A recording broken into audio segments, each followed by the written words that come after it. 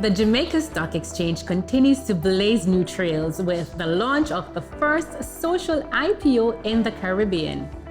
This move is considered a game changer and is set to make an impact. But what is a social IPO and how can you participate in this investing opportunity? Hi, I'm Shaquille Rochester Shorter and welcome to Finance Matters. Joining us today to tell us more about this social IPO is the chairman of the Jamaica Stock Exchange, Mr. Julian Mayer. Remember to like, share, and subscribe to our YouTube channel. Follow the Ministry of Finance on Facebook, Instagram, Twitter, LinkedIn, and now TikTok to see all the episodes and highlights.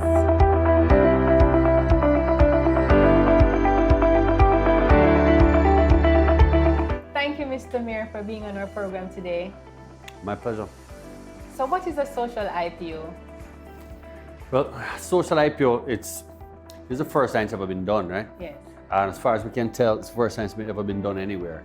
But the Jamaica Stock Exchange chose a few years ago to establish Jamaica Social Stock Exchange, which is deliberately set up for non-for-profits. It's there to go and support in a very efficient way the fundraising needs of not-for-profit organizations that want to go and raise funds and want to do so in a transparent manner with all contributors. So the Social Stock Exchange would have supported this social IPO, which is kind of the first of its kind that Jamaicans know about an IPO, which is you can buy it through your broker, you can buy it online, you can do this, you can do that. So it uses all of those efficient mechanisms of raising funds. And then on the back side of it, it uses all the efficient mechanisms of sharing information with shareholders or with contributors, like in any other IPO or any other listed company. So that's what has made this IPO quite different. It's the first one that's been done for a social stock. It's been done for Project Star, which is a very ambitious project for social change, and has gone forward very well. It's been extended in November, but we're all excited about it, and I think the non-for-profit NGO kind of space is also excited to see how this new mechanism of raising funds and raising awareness, how it works for them. Jamaica Stock Exchange, they're always in the business to create revenue, but what really influenced the Jamaica Stock Exchange to want to do a social IPO?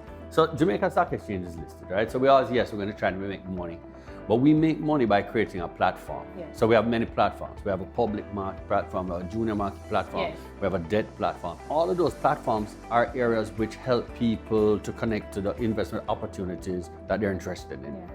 In this case, once we set up the Social Stock Exchange, well, that's targeting a different type of investor, as it were.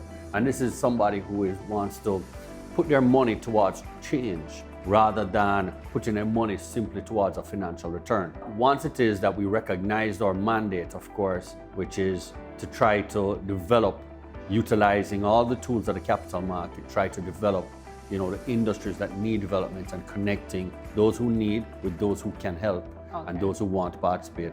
Well, it became a natural when Star Project came to us and said, we want to use this platform in a very different way than it has ever been used before. We want to use the Jamaica Social Stock Exchange, but we want it to mirror what everybody knows the Jamaica Stock Exchange for, which is an efficient mechanism to raise lots of money and to give a lot of accountability to everybody who participates. So in this case, we were happy to support it. We've spent a lot of time trying to explain to people, when you invest in this one, you're really making a contribution, you're making a donation. You're not going to get a financial return. Yes. All social stock exchange entities don't provide a financial return to anybody who would have contributed. But what it does, it provides that funding mechanism for contribution of funds towards a social good. So how can the Jamaica Stock Exchange help to regularize or to help persons to know the qualification that they need to be listed? Yeah, so again, it's all there, it's all documented, but we know documents are one thing, right? Sometimes people need a little hand-holding. Yes. And we have a great team at the Social Stock Exchange that are charged with doing that hand-holding, right? To talk to the not-for-profits, to explain to them what the process looks like, what is it that they require. And a part of the work that the Stock Exchange does through the Jamaica Social Stock Exchange is to monitor. So they'll monitor that what was to have been done is being done. With a public company, reporting comes in every quarter. When you're with the social stock exchange, every month that monitoring is happening. So there's a lot of support that you get from the social stock exchange. Yes, there are requirements for being out there and being accountable, but reach out to the stock exchange. Reach out specifically to the social stock exchange.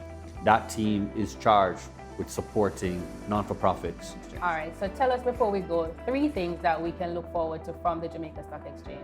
As far as 3 things to expect from the stock exchange, I mean, we continue to work towards ensuring that we protect the interests of all shareholders. So you'll see more of that, of course. Sure. You'll see more listings. We would have had a few recently, and we expect more to come. We are in an interesting time in our economic cycle, with monetary policy pushing up interest rates, and therefore some of the interest in the stock exchange would have abated a little bit. But we think we're at the end of that cycle, and therefore we're looking forward to renewed vibrancy in the market as we start to see the reverse of that. Expect to see that we continue to look to push our borders. We're the oldest stock exchange in the region, and what we've been able to achieve is something that we continue to provide guidance to others on how they can replicate it. Recently we'd have seen Dominican Republic have their first listing on their stock exchange last month. So we see that there's vibrancies. Pardon me? They're following now. Well, I would love to tell you that was novel, but the truth is we're following as well, right? So we have big developed markets that we follow, and we chart slightly different courses from them at different times. But those markets that are at their embryonic stage can look to strength from the Jamaica Stock Exchange as to how they can continue to build and develop. And we look forward to continue to provide that support to our regional partners, including those in Guyana, those in Dominican Republic, those in Barbados.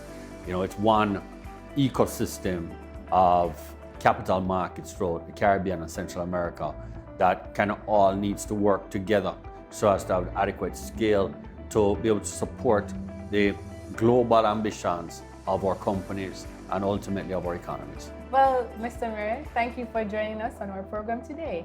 Thank you, Shaquille. A pleasure being here. And thank you for joining us on this episode of Finance Matters. Remember to follow us on social media at MOF Jamaica, and tune in next week as we continue to demystify the economic and fiscal policies and initiatives implemented by the government to empower Jamaicans as we chart a path to Jamaica's economic prosperity.